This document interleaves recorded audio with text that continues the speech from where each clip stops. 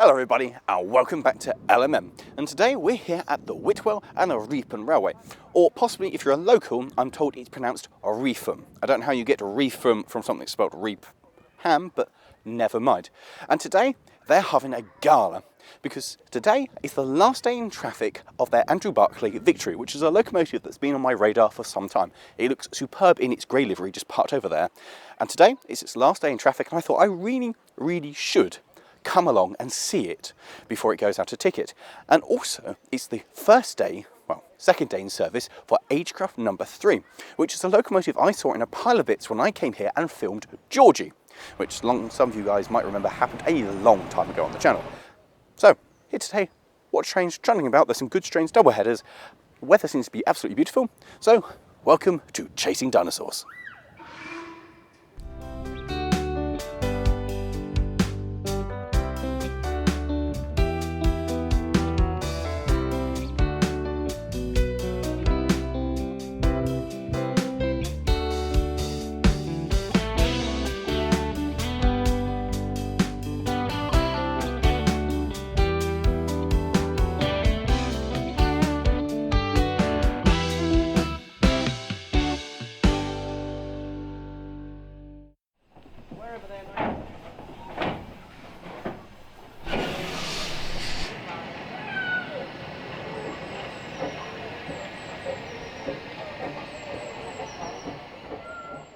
I really wanted to get to see Victory before it went out of ticket because it was once based down at Chatham, at what is now the Royal Historic Dockyard, where I now volunteer.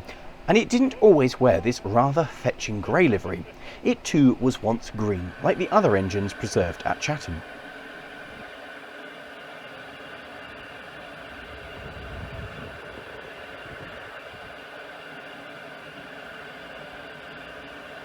This had returned to traffic just a few short days before the gala. Seen here working the passenger stock of a single Mark I, really giving off a wonderful vibes of the early days of preservation. The two locomotives were sharing the services, with Agecraft operating the passenger service on our arrival.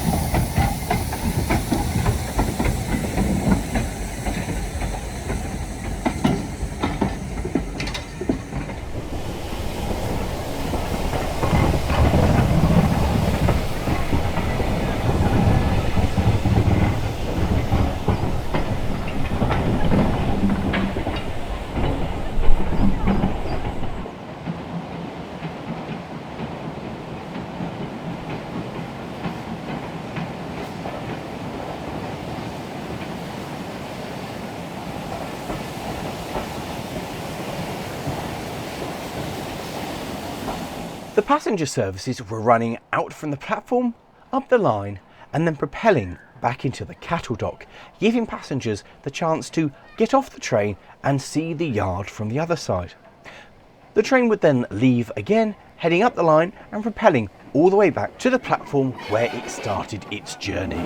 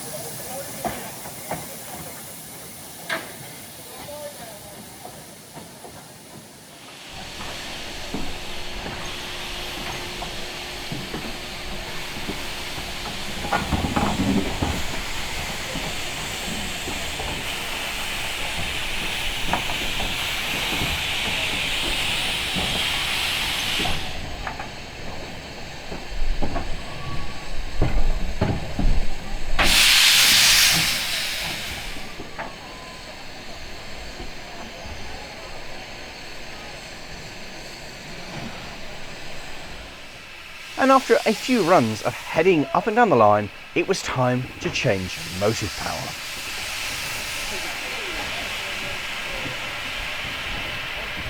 So the super nice people here at the Whitwell and Reepham said that we could go line side, which is great, which means we can wander around and see things like this, the locomotives moving behind the scenes, and get some nicer bits of video. So that's rather exciting. And here we are, stood in the yard next door to what I think was the goods shed, which is now the restoration shed. And as well as filming, it's just lovely to be here and just watch things move around.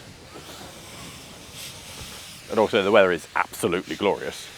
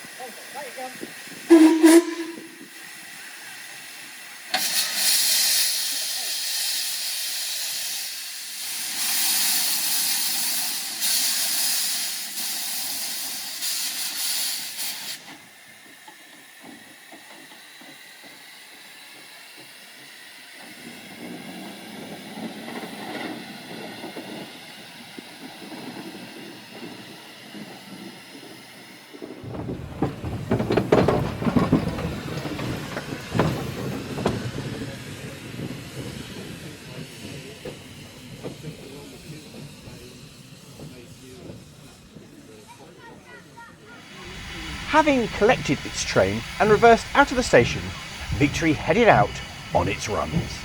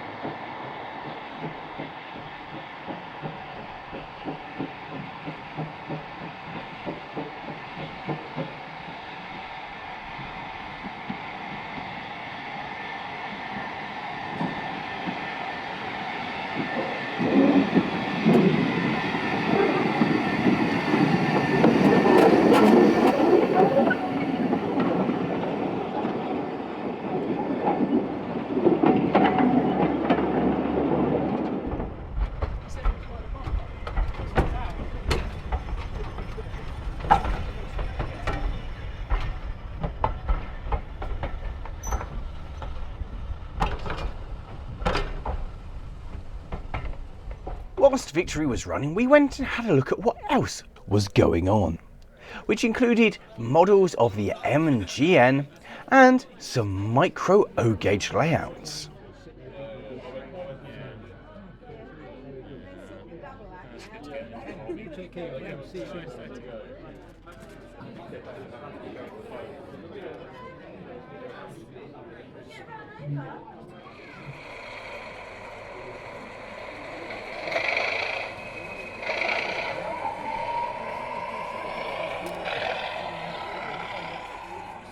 There was a selection of 3D printed models, including this Simplex, which used my video as a source for some of the detail. And I thought that was really very cool.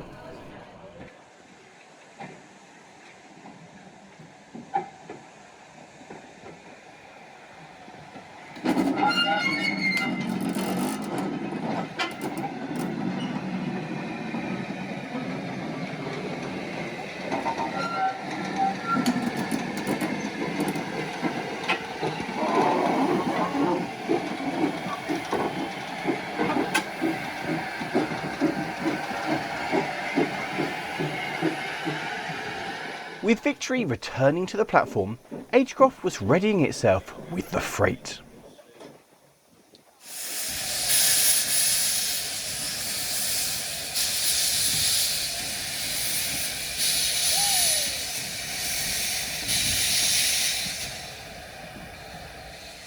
With the line clear, the railway asked if we fancied a ride in the brake van.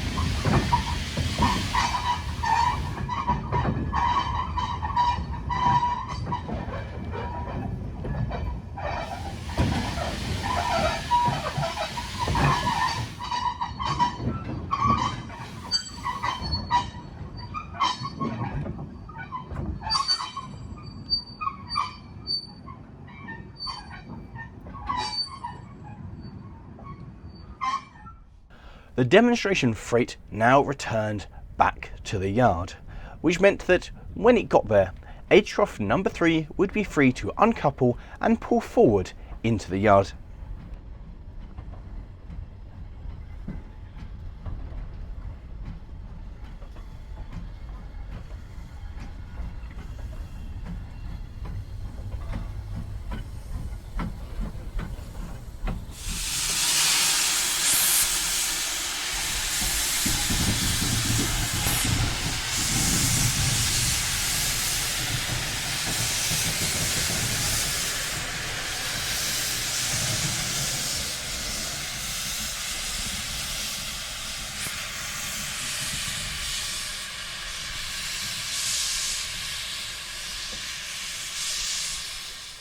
Excitingly, the next thing up is these two have just shunted themselves together and coupled up, which means the next few trains are going to be double header, which seems maybe a little bit overkill to have 2 small 040 tank engines and a single Mark 1.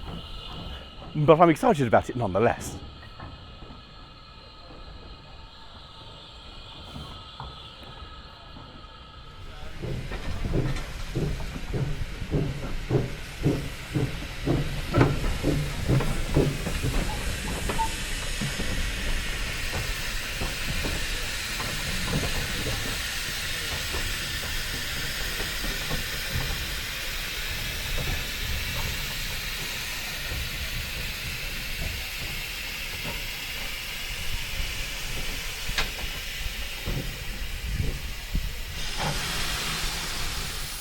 And of course, when they asked if I fancied a ride,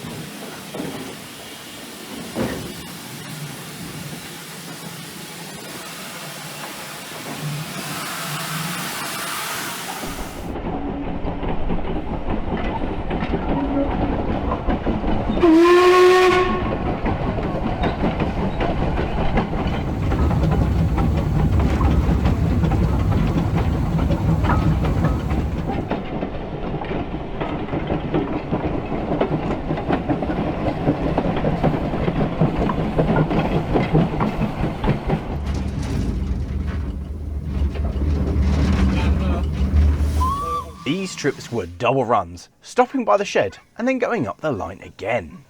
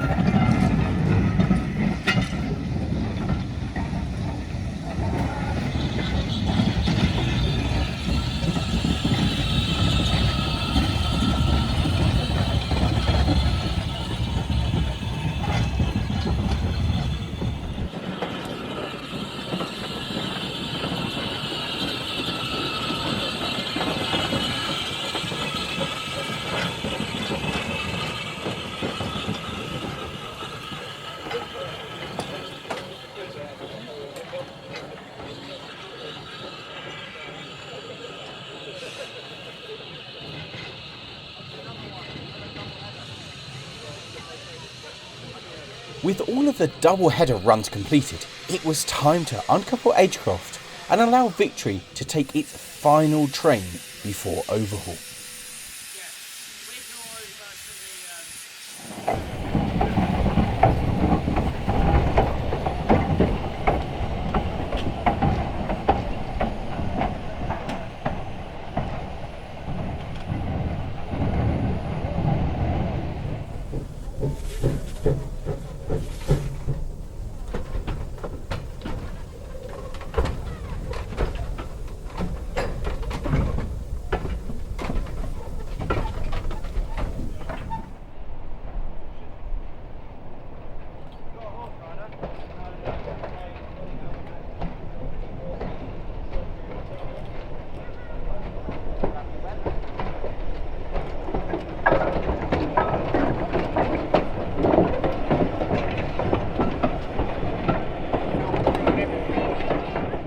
And for the last leg of its final trip, the nice people at the railway wondered if I fancied hopping on and being on the footplate for its final trip.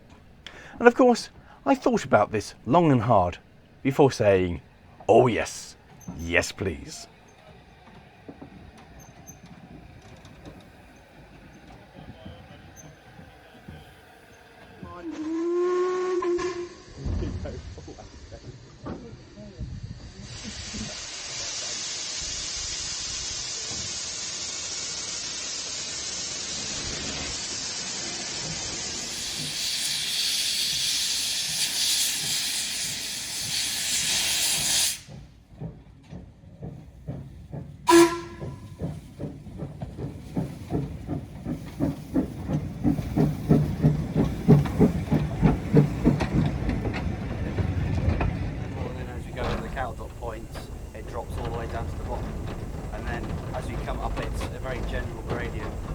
Come around the corner, you're then climbing all the way up to the good ship.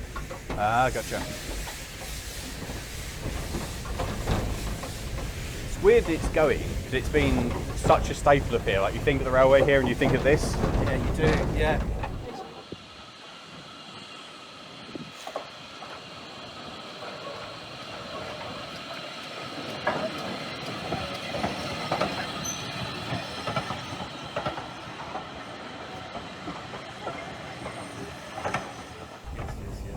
To be fair, it's a nice way to put it out in style as well, isn't it? Yeah.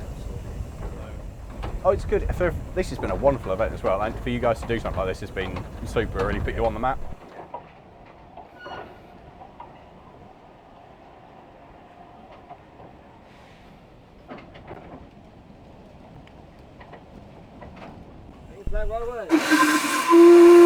Clear mine. Thank you. Somebody knows how to do footplate work to do it for me. It's a problem, once you've done it, you just can't not. Yes.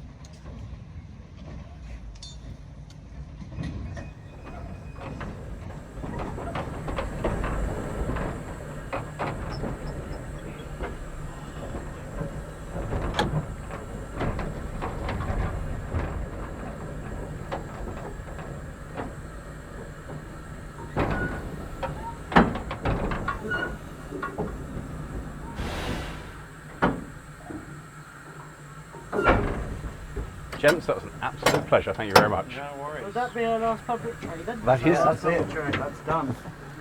We've got one more. So, I was very lucky and got myself a ride on Victory for its last public service train. That's it. It's not doing any more public trains. And that kind of brings us to the end of this video. So a massive thank you for watching. A huge thank you to the Whitwell and Reepham Railway for putting on this Gala event.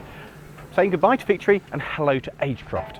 And if you want more information on the railway or anything they do, the information is in the video description for their website. And of course, if you'd like to volunteer, learn how to drive, well, not Victory anymore, but Agecroft, or become a volunteer and help this place grow, they'd love to hear from you.